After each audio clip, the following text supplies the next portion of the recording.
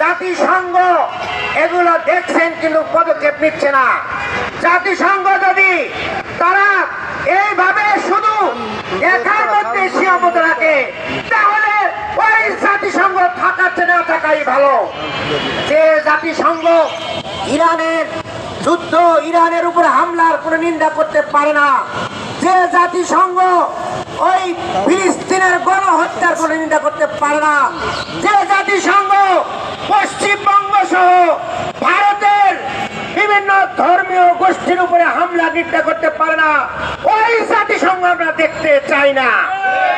আমরা চাই জাতিসংঘের পক্ষ থেকে সুষ্ঠু তদন্ত করা হোক এবং ভারতের এই নির্যাতন বন্ধ করা হোক। যে অমানবিক নির্যাতন, যেগুলো ভাষা আমরা প্রকাশ করতে পারি না এবং ওইগুলো যখন আমরা পত্রপত্রিকা এবং মিডিয়ায় পড়ি তখন আমাদের চোখের পানি আমরা আটকে রাখতে পারি না। আমরা বলবো ওই নরেন্দ্র মোদীর সরকার আজকে সেখানে একটা বিভীষিকাময় একটা নির্যাতনের স্টিম রোল চাচ্ছে।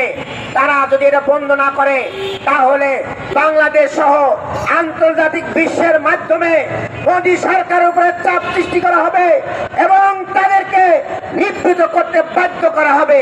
পাশাপাশি আরেকটি কথা বলতে চাই, ভারতের পক্ষ থেকে আপনারা বিভিন্ন সময়ে পুশিং করেন, আমরা এগুলো তীব্র নিন্দা এবং প্রতিবাদ জানাই।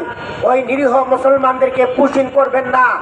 আপনারা যদি পুশিং করতে চান তাহলে আপনারা ওই ওসমান হাদির হত্যাকারীদেরকে পুশিং করেন না কেন? আপনারা 24 জুলাইয়ের গণহত্যাকারী ওই শেখ হাসিনাকে পুশিং করেন। আমরা শুনতে পাই সে নাকি টুক করে বাংলাদেশে আসবে।